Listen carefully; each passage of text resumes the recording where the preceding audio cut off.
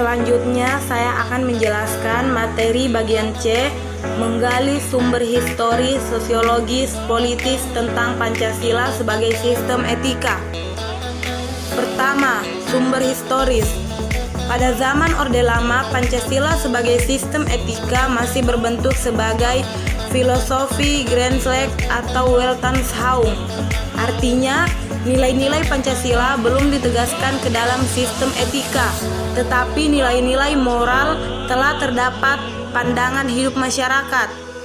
Masyarakat dalam masa Orde Lama telah mengenal nilai-nilai kemandirian bangsa yang oleh Presiden Soekarno disebut dengan istilah berdikari, berdiri di atas kaki sendiri.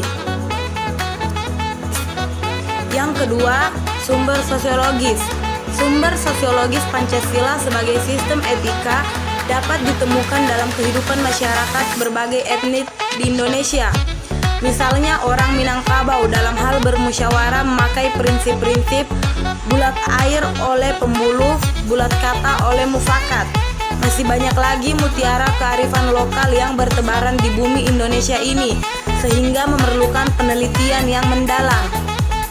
Yang ketiga, sumber politis. Sumber politis Pancasila sebagai sistem etika terdapat dalam norma-norma dasar sebagai sumber penyusun berbagai peraturan perundang-undangan di Indonesia. Hans Kelsen mengatakan bahwa teori hukum itu suatu norma yang berbentuk piramida. Norma yang lebih rendah memperoleh kekuatannya dari suatu norma yang lebih tinggi. Semakin tinggi suatu norma akan semakin abstrak sifatnya, dan sebaliknya, semakin rendah kedudukannya akan semakin konkret norma tersebut. Kedudukannya, Pancasila sebagai sistem etika merupakan norma tertinggi yang sifatnya abstrak, sedangkan perundang-undangan merupakan norma yang ada di bawahnya bersifat konkret. Etika politik mengatur masalah perilaku politikus berhubungan juga dengan praktik institusi sosial, hukum, komunitas, struktur-struktur sosial, politik, ekonomi. Etika politik memiliki 3 definisi, yaitu tujuan, sarana, dan aksi politik itu sendiri. Dimensi tujuan terumuskan dalam upaya mencapai kesejahteraan masyarakat dan hidup damai yang didasarkan pada kebebasan dan keadilan. Dimensi sarana memungkinkan pencapaian tujuan yang meliputi sistem dan prinsip-prinsip dasar pengorganisasian, praktik penyelenggaraan negara, dan yang mendasari institusi-institusi sosial. Dimensi aksi politik berkaitan dengan pelaku pemegang peran sebagai pihak yang menentukan rasionalitas politik. Rasionalitas politik terdiri atas rasional tindakan dan keutamaan. Tindakan politik dinamakan rasional bila pelaku mempunyai orientasi situasi dan pemahaman permasalahan. Bagian D, membangun argumen tentang dinamika dan tantangan Pancasila sebagai sistem etika. Yang pertama, argumen tentang dinamika Pancasila sebagai sistem etika. Beberapa argumen tentang dinamika Pancasila sebagai sistem etika dalam penyelenggaraan pemerintahan di Indonesia dapat diuraikan sebagai berikut. Pertama, pada zaman Orde Lama, pemilu diselenggarakan dengan semangat demokrasi yang diikuti banyak partai politik, tetapi dimenangkan 4 partai politik, yaitu Partai Nasional Indonesia (PNI), Partai Muslim Indonesia (PARMUSI), Partai Nahdlatul Ulama (PNU), dan Partai Komunis Indonesia atau PKI. Tidak dapat dikatakan bahwa pemerintah di zaman Orde Lama mengikuti sistem etika Pancasila. Bahkan ada tudingan dari pihak Orde Baru bahwa pemilihan umum pada zaman Orde Lama dianggap terlalu liberal karena pemerintahan Soekarno menganut sistem demokrasi terpimpin yang cenderung otoriter.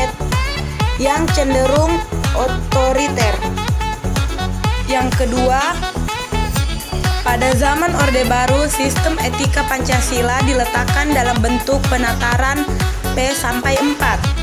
Pada zaman Orde Baru itu pula muncul konsep manusia Indonesia seutuhnya sebagai cerminan manusia yang berperilaku dan berakhlak mulia sesuai dengan nilai-nilai Pancasila. Manusia Indonesia seutuhnya dalam pandangan Orde Baru artinya manusia sebagai makhluk ciptaan Tuhan Yang Maha Esa yang secara kodrati bersifat monodualistik, yaitu makhluk rohani sekaligus makhluk jasmani dan makhluk individu sekaligus makhluk sosial. Manusia sebagai makhluk pribadi memiliki emosi yang memiliki pengertian kasih sayang, harga diri, pengakuan, dan tanggapan emosional dari manusia lain dalam kebersamaan hidup. Manusia sebagai makhluk sosial memiliki tuntutan kebutuhan yang makin maju dan sejahtera. Tuntutan tersebut hanya dapat terpenuhi melalui kerjasama dengan orang lain, baik langsung maupun tidak langsung. Oleh karena itu, sifat kodrat manusia sebagai makhluk individu dan sosial harus dikembangkan secara selaras, serasi, dan seimbang. Ketiga, sistem etika Pancasila pada era reformasi tenggelam dalam euforia demokrasi. Namun, seiring dengan perjalanan waktu, disadari bahwa demokrasi tanpa dilandasi sistem etika politik akan menjurus pada penyalahgunaan kekuasaan serta machiavelisme, menghalalkan segala cara untuk mencapai tujuan. Sofyan Effendi, Rektor Universitas Gadjah Mada, dalam sambutan pembukaan Simposium Nasional Pengembangan Pancasila sebagai Paradigma Ilmu Pengetahuan dan Pembangunan Nasional, mengatakan sebagai berikut, bahwa moral bangsa semakin hari semakin merosot dan semakin hanyut dalam arus konsumerisme, hedonisme, eksklusivisme, dan ketamakan karena bangsa Indonesia tidak mengembangkan blueprint yang berakar pada sila ketuhanan Yang Maha Esa. Kedua, argumen tentang tantangan Pancasila sebagai sistem etika. Apakah Anda mengetahui bentuk tantangan terhadap Pancasila sebagai sistem etika apa saja yang muncul dalam kehidupan bangsa Indonesia? Hal-hal berikut ini dapat menggambarkan beberapa bentuk tantangan terhadap sistem etika Pancasila. Pertama, tantangan terhadap sistem etika Pancasila pada zaman Orde Lama berupa sikap otoriter dalam pemerintahan sebagaimana yang tercermin dalam penyelenggaraan negara yang menerapkan sistem demokrasi terpimpin. Hal tersebut tidak sesuai dengan sistem etika Pancasila yang lebih menonjolkan semangat musyawarah untuk mufakat. Kedua, tantangan terhadap sistem etika Pancasila pada zaman Orde Baru terkait dengan masalah NKK, nepotisme, kolusi, dan korupsi yang merugikan penyelenggaraan negara. Hal tersebut tidak sesuai dengan keadilan sosial karena nepotisme, kolusi, dan korupsi hanya menguntungkan segelintir orang atau kelompok tertentu. Ketiga, tantangan terhadap sistem etika Pancasila pada era reformasi berupa euforia kebebasan berpolitik sehingga mengabaikan norma-norma moral.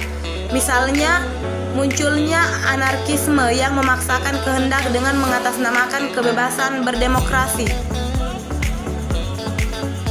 Bagian E, mendeskripsikan esensi dan urgensi Pancasila sebagai sistem etika. Pertama, esensi Pancasila pada sistem etika yaitu yang pertama, hakikat sila ketuhanan terletak pada keyakinan bangsa Indonesia bahwa Tuhan sebagai penjamin prinsip-prinsip moral. Artinya, setiap perilaku warga negara harus didasarkan atas nilai-nilai moral yang bersumber pada norma agama. Kedua, hakikat sila kemanusiaan terletak pada